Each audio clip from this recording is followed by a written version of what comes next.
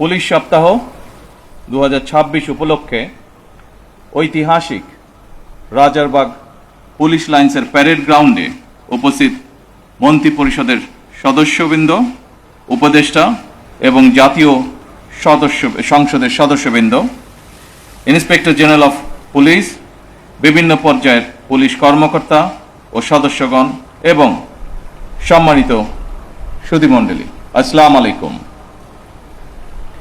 এই সেই ঐতিহাসিক রাজারবাগ পুলিশ লাইন 1971 সালের 25শে মার্চ রাতে, যেখানে ঘুমন্ত পুলিশ সদস্যদের উপরে হানাদার বাহিনী অপারেশন সার্চ লাইটের নামে বর্বর হামলা চালিয়ে শত শত পুলিশ সদস্যকে হত্যা করেছিল।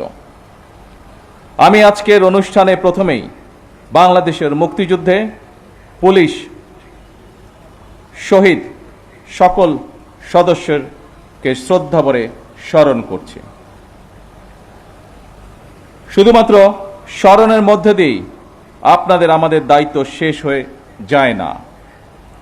বাংলাদেশের স্বাধীনতা অর্জনের জন্য যে সকল শহীদ পুলিশ সদস্য আত্মত্যাগ করেছিলেন, যে কোনো মূল্যে সেই স্বাধীনতা রক্ষা করা আমাদের পবিত্র দায়িত্ব।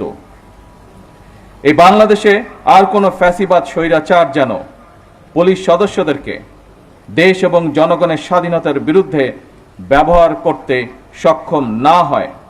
স্বাধীনতার প্রথম প্রহরেই পুলিশের রক্তে রঞ্জিত এই মাটিতে দাঁড়িয়ে আসুন আজ আমরা আবারও নতুন শপথে অঙ্গীকারবদ্ধ হই। একদিকে বাংলাদেশের স্বাধীনতার পক্ষে চট্টগ্রামে মেজর জিয়ার উই রিভল্ট, অপরদিকে ঢাকায় রাজারবাগ পুলিশের মরণপণ প্রতিরোধ। এরপর স্বাধীনতার লড়াই থেকে বাংলাদেশের স্বাধীনতাকামী মানুষের পিছিয়ে থাকার আর কোনো সুযোগ ছিল না।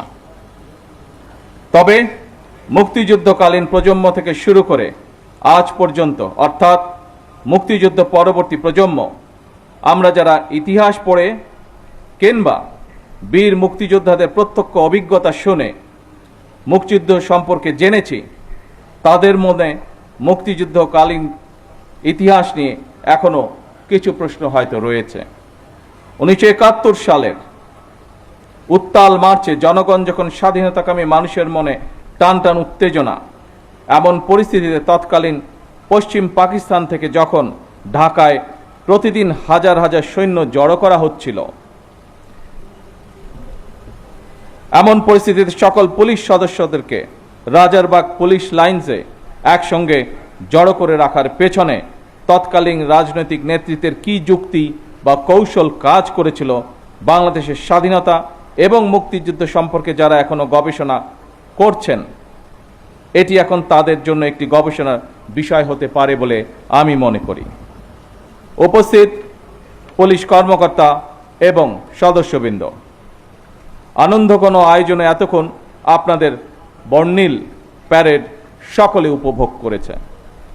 আমার কাছে এটি শুধু একটি আনুষ্ঠানিকতা মনে হয়নি, বরং এটি ছিল পুলিশ সদস্যদের শৃঙ্খলা, আত্মমর্যাদা, দায়িত্ববোধ এবং সুন্দর ভবিষ্যতের দিকে দৃপ্ত পায়ে এগিয়ে চলার অবিচল অঙ্গীকারের বহিঃপ্রকাশ। দীর্ঘ 1.5 দশকেরও বেশি সময় ধরে ফ্যাসিবাদ বিরোধী আন্দোলনের সংগ্রামের ধারাবাহিকতায় 2024 সালে ছাত্র জনতার এক রক্তক্ষয়ী গণ অভ্যুত্থানের পরে দেশের স্বাধীনতাপ্রিয় গণতান্ত্রিকামী মানুষের আকাঙ্ক্ষার প্রতিফলন হচ্ছে জনগণের রায় গঠিত বর্তমান সরকার। বছরের পর বছর ধরে অসংখ্য হামলা মামলা শিকার, নিপীড়িত নির্যাতিত অধিকারহারা মানুষ, বর্তমান গণতান্ত্রিক সরকারের সময় শান্তি এবং নিরাপত্তা চায় জনগণ। দেশের জনগণের শান্তি এবং নিরাপত্তা নিশ্চিত করা আপনাদের কার্যক্রম, অর্থাৎ পুলিশের ভূমিকার উপরেই সবচেয়ে বেশি নির্ভরশীল। আপনারা জনগণের জানমালের নিরাপত্তা নিশ্চিত করতে সাধ্য এবং সামর্থ্যের সবটুকু দিয়ে চেষ্টা করবেন, এটি আপনাদের কাছে বর্তমান সরকারের প্রত্যাশা।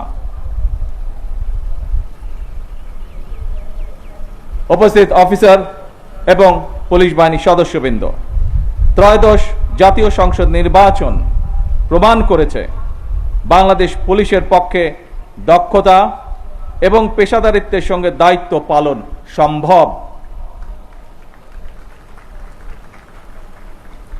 শুধু দেশেই নয়, জাতিসংঘ শান্তিরক্ষা কার্যক্রমেও বাংলাদেশ পুলিশ দক্ষতা এবং সুনামের সঙ্গে কাজ করে যাচ্ছে।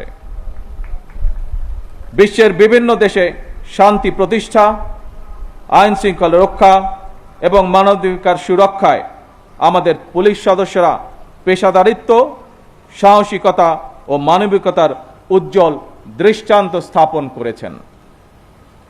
জাতিসংঘ শান্তি মিশনে নারী পুলিশ সদস্যদের ভূমিকাও আন্তর্জাতিকভাবে প্রশংসিত হয়েছে। সুতরাং শুধু বিদেশেই নয়, দেশের জনগণের সঙ্গেও পুলিশের মানবিক আচরণ প্রত্যাশিত। এই অনুষ্ঠানে, এই পর্বে কিছু সময় পরেই আমি কল্যাণ প্যারেড অনুষ্ঠানে আপনাদের সঙ্গে যোগ দেব। সেই অনুষ্ঠানে সারা দেশের পুলিশ কর্মকর্তা এবং সদস্যগণ অনলাইনে যুক্ত থাকবেন। সেই অনুষ্ঠানেও আপনাদের সঙ্গে আমি আরও কিছু বক্তব্য উপস্থাপন করব। এই প্যারেডে অংশগ্রহণকারী পুলিশ এবং র্যাবের যেসব কর্মকর্তা এবং সদস্যগণ নিজেদের দক্ষতার প্রমাণ রেখেছেন, যারা এমন একটি মনোমুগ্ধকর আয়োজন সুন্দরভাবে সম্পন্ন করেছেন, আপনাদের প্রত্যেককে ধন্যবাদ এবং অভিনন্দন জানাই। খবরের কাগজ, নিখাদ, নির্ভীক, নিরপেক্ষ।